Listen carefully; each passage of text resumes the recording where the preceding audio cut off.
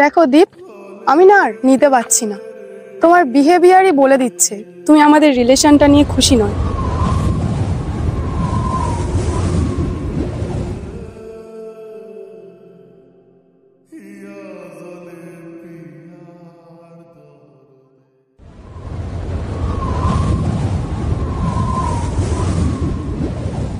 কার গায়ে পড়েছি আমি? তুই না সোমের নখের যোগ্যও নয়। তোর মতো ছোট লোকেরাই এরকম চিন্তা ভাবনা করে।